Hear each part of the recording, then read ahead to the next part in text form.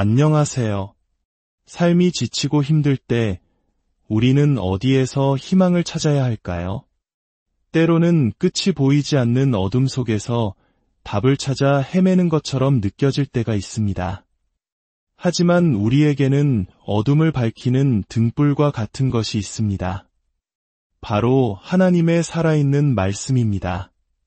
오늘 이 이야기가 당신의 마음에 큰 울림과 위로를 준다면 구독과 좋아요를 통해 더 많은 분들이 이 은혜를 나눌 수 있도록 도와주세요. 여러분의 작은 행동이 누군가에게는 큰 희망의 빛이 될 수 있습니다. 주님의 이름으로 여러분을 축복합니다.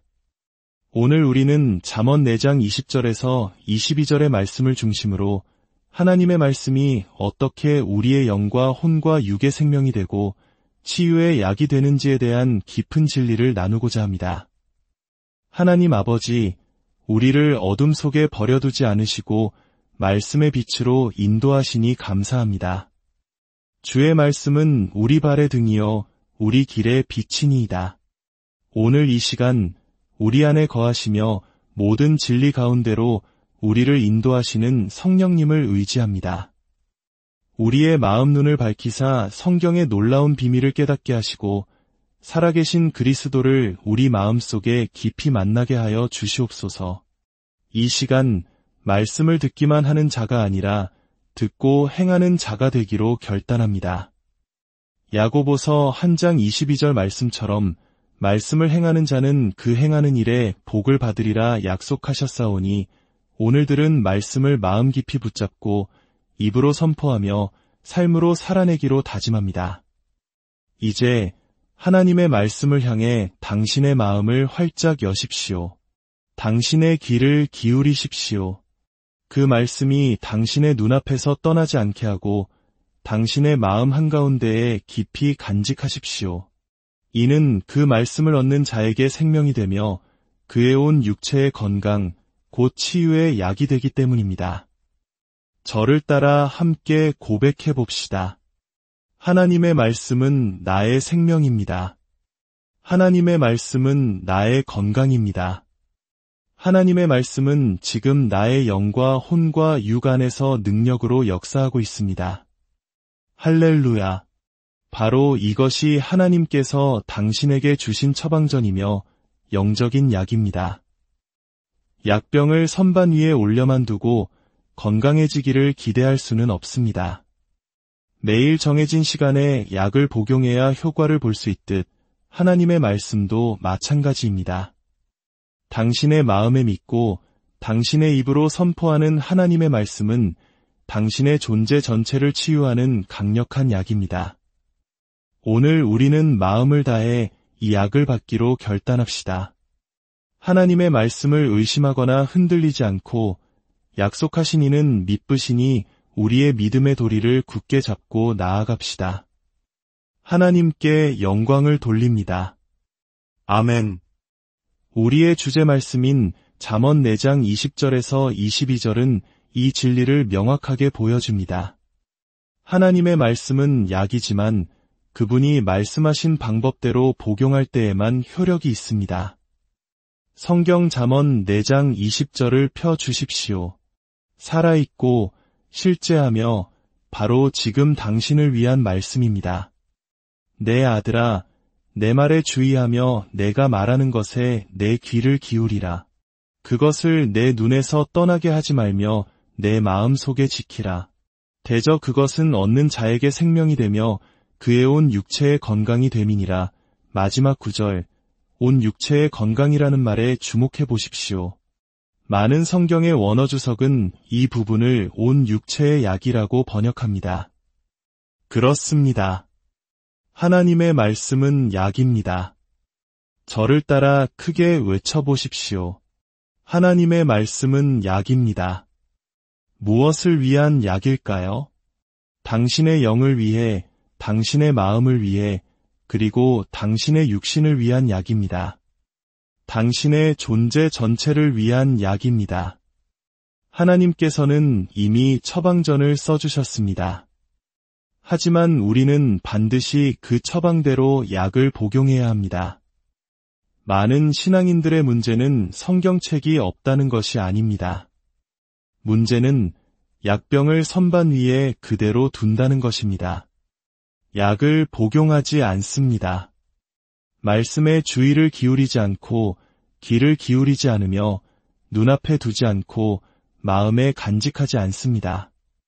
그러고는 약의 효과가 없는지 의아해합니다. 하나님이 실패하신 것이 아닙니다. 그분의 말씀이 실패한 것도 아닙니다. 우리가 그분의 지시사항을 무시했을 뿐입니다. 생각해 보십시오. 의사에게 가서 약을 처방받아 침대 옆 탁자 위에 두고는 이 약이 나를 도와주면 좋겠네 라고 말만 하고 뚜껑조차 열지 않는다면 병이 나을 수 있을까요? 절대로 아닙니다. 약은 반드시 복용해야 하고 지시사항을 따라야 합니다. 하나님의 말씀도 이와 같습니다. 말씀을 받아들이고 입으로 말하고 눈앞에 두고 마음 깊은 곳에 심을 때에만 말씀은 역사합니다. 말씀은 두 곳에 있어야 합니다. 당신의 마음과 당신의 입입니다. 다시 한번 저와 함께 고백합시다. 나는 하나님의 말씀에 주의를 기울입니다. 나는 그분의 말씀에 귀를 기울입니다. 나는 말씀을 내 눈앞에 둡니다. 나는 말씀을 내 마음속에 숨겨둡니다. 하나님의 말씀은 바로 지금 나에게 생명이요, 약입니다. 하나님의 말씀은 그것을 찾는 자들에게 생명이 된다고 했습니다. 모든 사람이 찾는 것은 아닙니다. 우리는 찾아야 합니다. 깊이 파고들어야 합니다. 묵상해야 합니다. 말씀이 우리 내면에 완전히 자리 잡을 때까지 계속해서 반복해야 합니다. 요한복음 6장 63절에서 예수님은 말씀하셨습니다. 내가 너희에게 이른 말은 영이요 생명이라. 히브리서 4장 12절은 말합니다. 하나님의 말씀은 살아있고 활력이 있어 좌우에 날선 어떤 검보다도 예리하여 하나님께 영광을 돌립니다. 말씀은 살아있습니다. 만일 말씀이 약이라면 모든 질병을 몰아낼 것입니다. 만일 말씀이 약이라면 모든 고통을 밀어낼 것입니다. 만일 말씀이 약이라면 약한 육체에 힘을 주고 불안한 마음에 평안을 가져다 줄 것입니다. 하지만 반드시 약을 복용해야 합니다. 주의를 기울이고 귀를 기울이고 눈앞에 두고 마음과 입에 간직해야 합니다. 이제 우리는 하나님의 말씀을 잘못 인용하는 것의 위험성과 그것이 약의 효력을 막는지에 대해 살펴보겠습니다. 하나님의 자녀 여러분, 만일 말씀이 약이라면 우리는 그것을 어떻게 복용하는지에 대해 매우 신중해야 합니다. 잘못된 처방은 당신을 치료할 수 없기 때문입니다. 의사가 올바른 처방전을 써주었지만 당신이 약병의 라벨을 잘못 읽고 다른 약을 먹거나 정량을 지키지 않는다면 오히려 해가 될 수 있습니다. 이것이 많은 신앙인들이 실패하는 지점입니다. 그들은 하나님을 잘못 인용합니다. 그분의 말씀을 왜곡하고 그분이 결코 하지 않으신 말씀을 그분의 입에 넣어드립니다.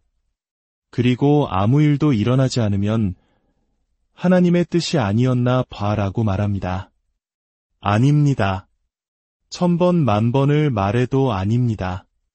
하나님의 말씀이 실패한 것이나 그분의 뜻이 바뀐 것이 아니라 그분의 말씀이 잘못 인용되었기 때문입니다. 악마는 하나님의 말씀을 비트는 전문가입니다. 에덴 동산으로 돌아가 보십시오. 사탄은 하와에게 와서 하나님이 참으로 너희에게 라고 말씀하시더냐 라고 물으며 하나님의 말씀을 교묘하게 비틀었습니다. 그 결과 인류는 타락했습니다. 사탄은 광야에서 예수님께도 똑같은 짓을 했습니다. 시편 91편을 인용했지만 일부를 빼먹고 왜곡했습니다. 예수님은 어떻게 하셨습니까? 그분은 즉시 올바르게 선포된 말씀으로 되받아치셨습니다. 기록되었으되 크게 외쳐보십시오. 기록되었으되 다시 한번 기록되었으되 이것이 악마를 대적하는 방법입니다. 질병을 대적하는 방법입니다. 두려움을 대적하는 방법입니다. 말씀을 반만 인용하거나 비틀지 마십시오. 하나님이 말씀하신 그대로 선포하십시오. 자, 이제 잘 들어보십시오. 만약 당신이 성경에 하늘은 스스로 돕는 자를 돕는다고 했어 라고 말하고 다닌다면 당신은 이미 곤경에 처한 것입니다. 왜냐하면 성경에는 그런 구절이 없기 때문입니다. 만약 성경에 하나님은 신비로운 방법으로 일하신다고 했어 라고 말한다면 그것 또한 하나님을 잘못 인용하는 것입니다. 성경에는 그런 말도 없습니다. 당신이 하나님을 잘못 인용할 때 악마는 웃습니다. 잘못 인용된 말에는 아무런 권위가 없다는 것을 알기 때문입니다. 권위는 오직 기록된 말씀과 일치할 때만 효력이 있습니다. 로마서 10장 17절은 말합니다. 그러므로 믿음은 들음에서 나며 들음은 그리스도의 말씀으로 말미암았느니라. 믿음은 세상의 속담이나 사람의 전통을 듣는 데서 오지 않습니다. 믿음은 잘못 인용된 말을 듣는 데서 오지 않습니다. 믿음은 오직 올바르게 선포되고 올바르게 해석되며 올바르게 믿어지는 하나님의 말씀을 들을 때만 생겨납니다. 은행에 가서 당신의 계좌에서 돈을 인출한다고 상상해 봅시다. 수표를 작성하는데 당신의 이름 대신 다른 사람의 이름을 서명합니다. 은행원이 돈을 내어줄까요? 아닙니다. 왜냐하면 그 서명에는 권위가 없기 때문입니다. 올바른 이름을 서명해야 합니다. 마찬가지로 당신이 하나님을 잘못 인용할 때 그것은 그분이 결코 서명하지 않은 수표를 현금으로 바꾸려는 것과 같습니다. 부도가 나는 것은 당연합니다. 하지만 당신이 하나님이 말씀하신 것을 말하고 그분의 말씀에 따라 선포할 때 당신은 그분의 이름으로 수표에 보증하는 것이며 하늘이 그것을 뒷받침합니다. 예수님은 요한복음 15장 7절에서 말씀하셨습니다. 너희가 내 안에 거하고 내 말이 너희 안에 거하면 무엇이든지 원하는 대로 구하라 그리하면 이루리라. 주목하십시오. 내 말, 이 너희 안에 거하면입니다. 잘못 인용된 말이나 전통이 아니라 그분의 말씀입니다. 그러니 오늘 밤 하나님이 결코 하지 않으신 말을 반복하는 것을 멈추십시오. 말씀의 능력을 무효로 만드는 전통을 되새기는 것을 멈추십시오. 하나님의 말씀을 단어 하나하나, 구절 하나하나 정확하게 말하기 시작하십시오. 그분의 말씀은 생명이요, 능력이요, 약이기 때문입니다. 함께 고백합시다. 나는 말씀을 잘못 인용하지 않겠습니다. 나는 하나님이 말씀하신 것을 말하겠습니다. 나는 믿음의 고백을 굳게 붙들겠습니다. 하나님의 말씀이 지금 내 안에서 능력으로 역사하고 있습니다. 이제 믿음은 어떻게 생겨나는지에 대해 더 깊이 들어가 보겠습니다. 믿음은 올바른 말씀을 들을 때, 즉 잘못 인용된 말이 아닌 올바르게 선포된 하나님의 말씀을 들을 때 생겨납니다. 로마서 10장 17절은 믿음이 들음에서 나고 들음은 그리스도의 말씀으로 말미암는다고 분명히 말합니다. 주목할 점은 성경은 믿음이 들었었기 때문에 생긴다고 말하지 않는다는 것입니다. 들음으로써 생긴다고 말합니다. 이것은 현재 진행형입니다. 오늘 듣고 내일도 듣는 것입니다. 계속해서 반복해서 듣는 것입니다. 믿음은 하나님의 말씀을 계속해서 듣고 또 들음으로써 세워집니다. 어떤 사람들은 그거 전에 들어봤어 라고 말합니다. 바로 그렇기 때문에 말씀이 그들에게 역사하지 않는 것입니다. 말씀은 한 번 들었기 때문에 역사하는 것이 아닙니다. 계속해서 듣고 계속해서 말하고 당신 안에서 살아있게 유지할 때 역사합니다. 우리 한국인들은 어려운 시절을 이겨낸 강인한 민족입니다. 60년대, 70년대의 혹독한 가난 속에서도 하면 된다는 믿음으로 일어섰던 부모님 세대를 기억합니다. 그분들은 한 번의 격려로 만족하지 않았습니다. 매일 스스로에게, 가족에게 희망을 이야기하며 믿음을 지켰습니다. 우리의 영적인 삶도 마찬가지입니다. 한 끼 식사로 평생을 살 수 없듯 우리의 영도 매일 하나님의 말씀이라는 신선한 양식을 필요로 합니다. 마태복음 4장 4절은 사람이 떡으로만 살 것이 아니요 하나님의 입으로부터 나오는 모든 말씀으로 살 것이라고 말합니다. 어제의 양식으로는 살 수 없습니다. 오늘 신선한 양식이 필요합니다. 오늘 들어야 하고 계속해서 들어야 합니다. 의심과 불신이 섞인 말이 아니라 순수한 하나님의 말씀을 들을 때 믿음은 자라납니다. 함께 고백해 봅시다. 믿음은 들음에서 납니다. 믿음은 말씀을 들음에서 납니다. 나는 오늘 말씀을 듣습니다. 나는 오늘 말씀을 믿습니다. 믿음이 지금 내 안에서 솟아나고 있습니다. 하나님께 영광을 드립니다. 말씀을 더 많이 들을수록 당신은 더 강해집니다. 더 담대해집니다. 더 굳건히 서게 됩니다. 만약 잘못된 것을 들으면 잘못 믿게 되고 잘못 믿으면 잘못 받게 됩니다. 그러나 올바른 것을 들으면 올바르게 믿게 되고 올바르게 믿으면 반드시 올바르게 받게 될 것입니다. 그러니 말씀을 당신의 귀와 눈과 입과 마음에 항상 머물게 하십시오. 믿음은 하나님의 말씀을 듣고 또 들음에서 오기 때문입니다. 이 원리가 예수님의 사역에서 어떻게 나타났는지 나병 환자의 치유를 통해 살펴보겠습니다. 예수님은 하나님의 뜻이 행동으로 나타난 분입니다. 하나님의 뜻을 알고 싶다면 예수님을 보십시오. 히브리서 1장 3절은 그분이 하나님의 본체의 형상이라고 말합니다. 마태복음 8장 2절을 보면 한 나병 환자가 예수님께 와서 절하며 말합니다.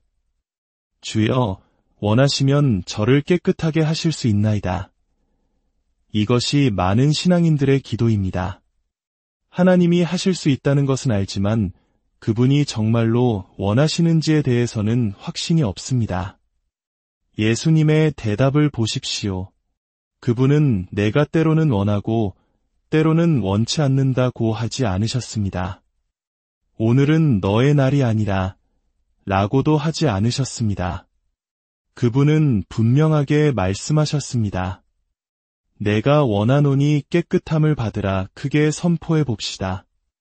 내가 원하노니 깨끗함을 받으라 이 말씀은 영원히 확정되었습니다. 치유는 하나님의 뜻입니다. 그때도 그분의 뜻이었고 지금도 그분의 뜻이며 영원히 그분의 뜻일 것입니다. 예수 그리스도는 어제나 오늘이나 영원토록 동일하시기 때문입니다. 그런데 사람들은 말씀을 잘못 인용하며 말합니다. 하나님이 뭘 하실지 어떻게 알아? 아닙니다. 우리는 압니다. 그분은 내가 원하노니 라고 말씀하셨습니다. 하나님이 나를 가르치시려고 이 병을 주셨나 봐. 그것도 틀렸습니다. 사도행전 10장 38절은 하나님이 나사렛 예수에게 성령과 능력을 기름 붓듯 하셨음에 그가 두루 다니시며 선한 일을 행하시고 마귀에게 눌린 모든 사람을 고치셨다고 말합니다. 질병은 마귀의 억압이지 하나님의 가르침의 도구가 아닙니다. 그분을 잘못 인용하지 마십시오. 그분이 내가 원한다고 하셨으면 그분은 원하신다고 말하십시오. 그분이 깨끗함을 받으라고 하셨으면 나는 깨끗하다고 말하십시오. 함께 고백합시다. 치유는 나를 향한 하나님의 뜻입니다. 치유는 오늘 나를 향한 하나님의 뜻입니다. 예수님이 내가 원한다고 말씀하셨으니 나는 그것을 믿습니다. 그러므로 나는 치유받았습니다. 잘못된 인용은 사람들을 의심 속에 머물게 하지만 올바른 인용은 사람들을 믿음 안에 서게 합니다. 당신이 믿음 안에 거할 때 하나님의 능력이 당신의 몸에 말씀을 실현시킵니다. 이제 백부장의 이야기로 넘어가 봅시다. 그는 예수님이 자기 집에 오실 필요조차 없다고 말했습니다. 말씀만 하옵소서. 그러면 내 하인이 낫겠나이다. 이것이 바로 위대한 믿음입니다. 감정이나 표적을 의지하는 믿음이 아니라 오직 말씀 하나만으로 만족하는 믿음입니다. 이 백부장은 권위가 어떻게 작동하는지 이해했습니다. 그는 예수님이 질병과 마귀를 다스리는 권세를 가지셨음을 알아보았습니다. 주님, 당신이 말씀하시면 그것은 당신에게 복종해야만 합니다. 예수님은 이 믿음을 보시고 이스라엘 중에서도 이만한 믿음을 만나보지 못했다고 감탄하셨습니다. 함께 선포합시다. 말씀만 하옵소서. 그리하면 내가 낫겠나이다. 다시 한번. 말씀만 하옵소서. 그리하면 내가 낫겠나이다. 하나님의 자녀 여러분, 이것이 작은 믿음과 큰 믿음의 차이입니다. 작은 믿음은 늘 표적을 찾고 감정을 필요로 합니다. 그러나 큰 믿음은 말씀 하나로 충분합니다. 큰 믿음은 말합니다. 하나님이 말씀하셨으면 그것으로 족하다. 그 말씀은 이미 이루어졌다. 아브라함은 하나님의 약속을 의심하지 않고 믿음에 견고하여져서 하나님께 영광을 돌리며 약속하신 그것을 또한 능히 이루실 줄을 확신했습니다. 그는 표적이 필요 없었습니다. 하나님의 말씀이 그에게는 전부였습니다. 함께 고백해 봅시다. 나는 표적이 필요 없습니다. 나는 감정이 필요 없습니다. 나에게는 하나님의 말씀이 있고 그 말씀으로 충분합니다. 하나님이 말씀하셨고 나는 믿으며 그것으로 모든 것은 끝났습니다. 이제 사람들이 치유와 관련하여 가장 흔하게 저지르는 잘못된 인용들을 살펴보고 그것들을 진리로 대체해 보겠습니다. 악마가 가장 좋아하는 거짓말 중 하나는 주님이 나를 가르치려고 이 병을 주셨어 라는 생각입니다. 성경 어디에도 그런 말은 없습니다. 그것은 사람의 전통일 뿐입니다. 사도행전 10장 38절은 질병이 마귀의 억압이라고 분명히 말합니다. 하나님은 병을 주시는 분이 아니라 병을 고치시는 분입니다. 요한복음 10장 10절에서 예수님은 명확히 선을 그으셨습니다. 도둑이 오는 것은 도둑질하고 죽이고 멸망시키려는 것뿐이요.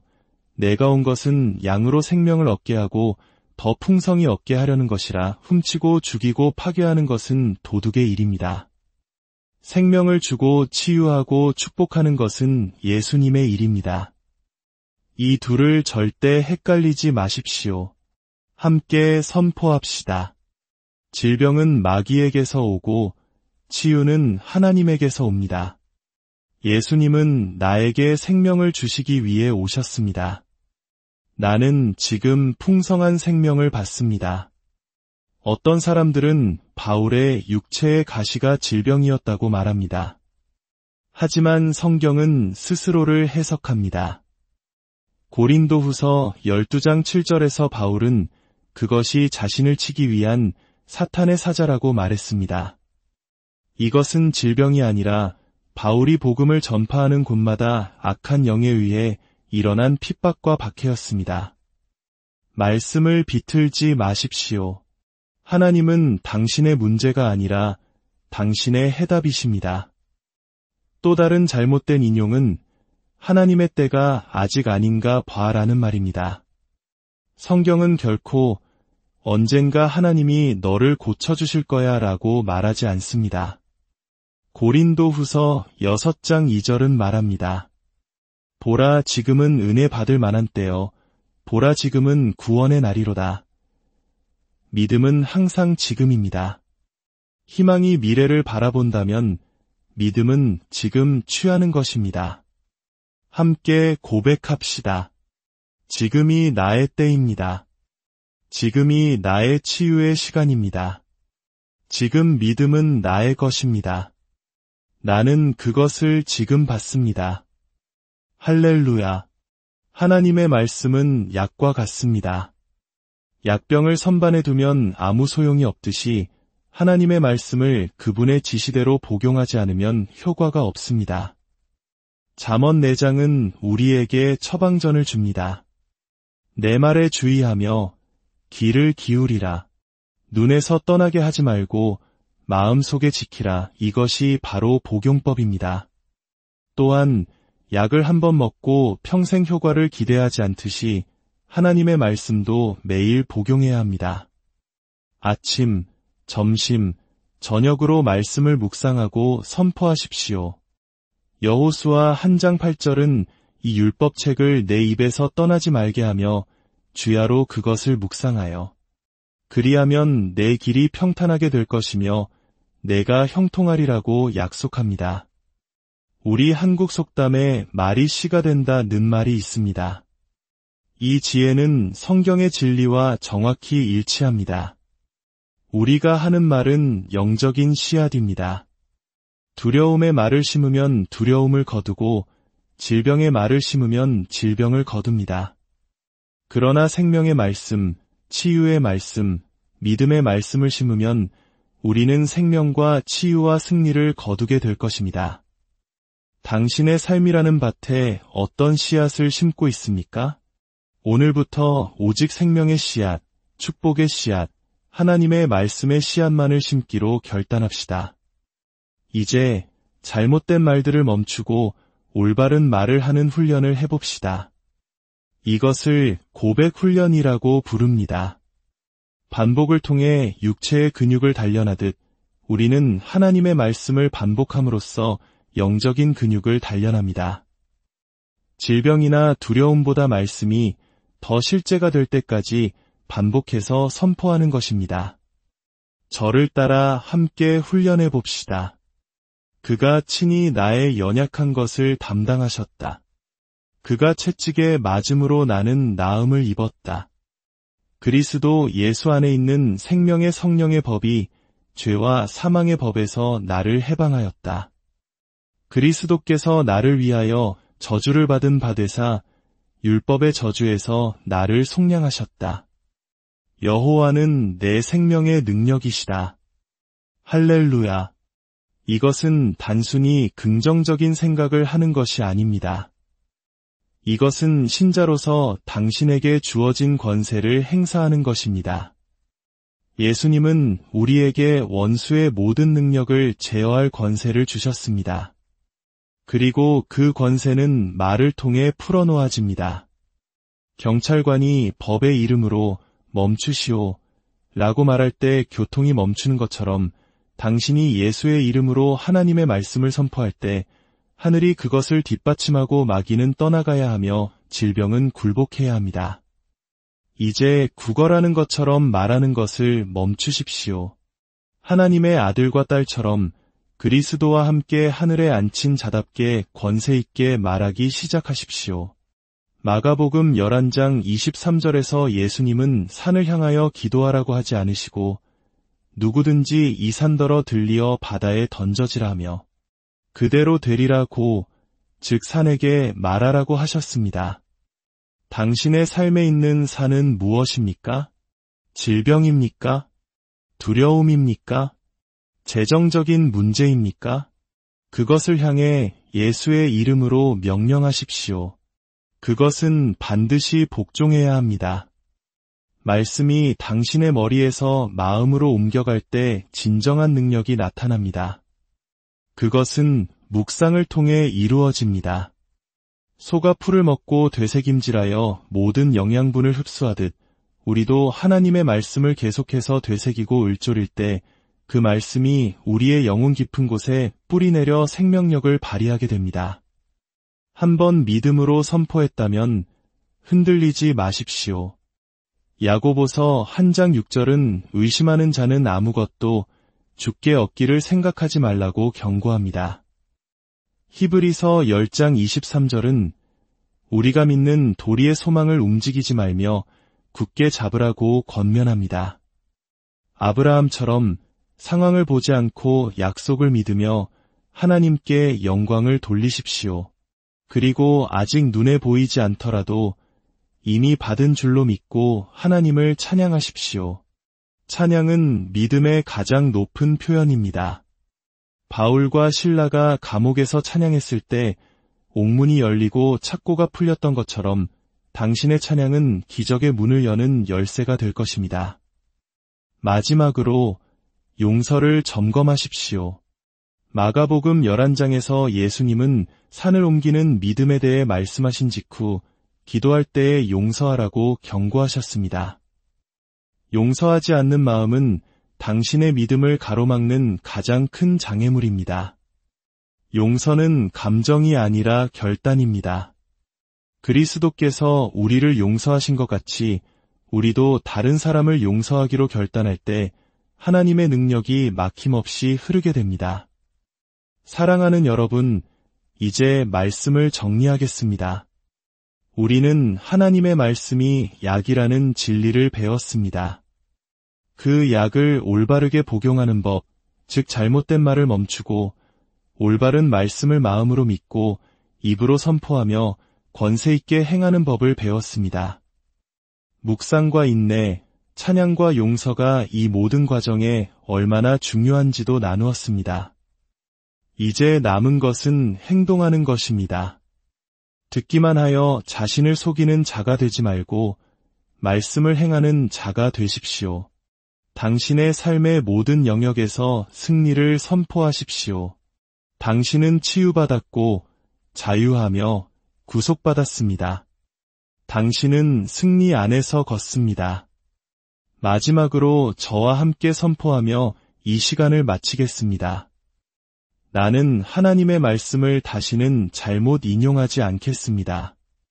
나는 오직 그분의 말씀만을 말하겠습니다. 나는 치유받았습니다. 나는 자유합니다. 나는 구속받았습니다. 나는 승리 안에서 걷습니다. 할렐루야. 하나님 아버지, 당신의 살아있는 말씀에 감사합니다. 예수 그리스도의 보혈에 감사합니다. 우리에게 주신 그 이름의 권세에 감사합니다. 구속의 은혜에 감사합니다.